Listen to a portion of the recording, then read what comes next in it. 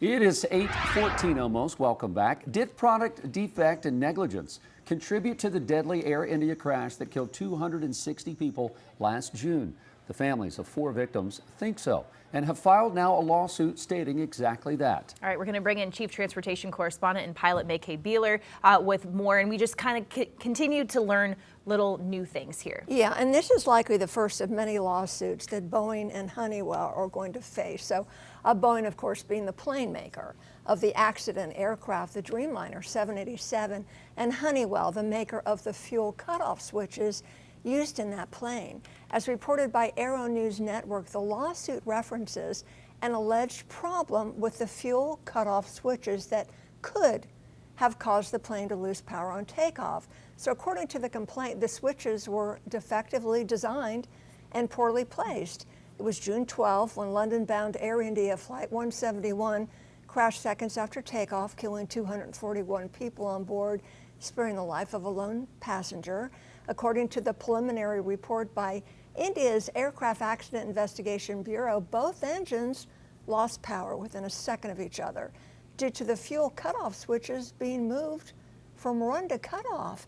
Now, they're normally manually placed in the cutoff position after the plane lands and is shut down, but according to reports, the plane's cockpit voice recorder captured a pilot asking the other why the switches were moved to cutoff. The other pilot responded he did not move them. The flight switches were immediately turned back to run or on, but it was too late for the jet to gain enough thrust, lift, and altitude to avoid crashing into a building at the end of the runway. All right, May, so what's the focus of the accident investigation? Is it focused on those switches? Yeah. Why were they turned off? That's what they want to know. See, there are no cameras in the cockpit. So why did that happen? That's the focus of the investigation. Is the physical switch, is it like a light switch where you can kind of just easily bump it? No? It's not, Jason. That's the tough thing. It's a spring-loaded switch. You have to pull it up and then over into the position you want. You can't just hit it by accident. It has to be done intentionally unless there was a flaw in the switch system's locking mechanism. And this is what's being considered now and under investigation. Human error also is being considered. Of course. And so what are the lawyers for family members saying? Oh, goodness. So they have presented disturbing evidence. So there was a 2018 FAA report confirming Boeing and Honeywell allegedly were aware that switches being delivered with their locking mechanisms, they were disengaged. So these locks were intended to prevent accidental fuel shutoff.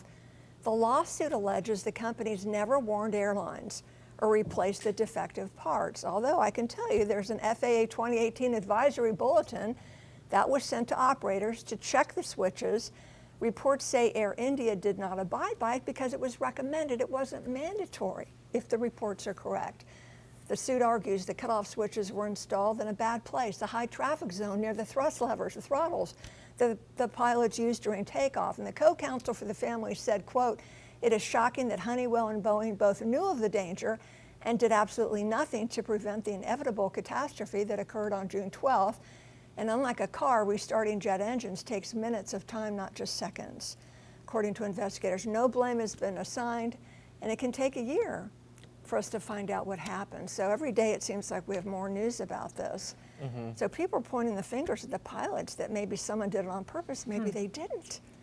Well, that part right there is saying that, you know, they could be defective, they don't lock, and so it's right near the thrust, so it is possible, right? It's possible, but we've had all these Dreamliners fly safely all these years.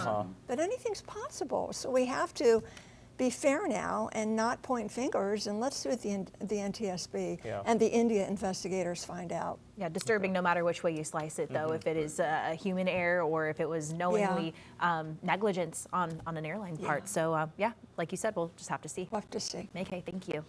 Queen City News Plus. Just search Queen City News on your smart TV's app store.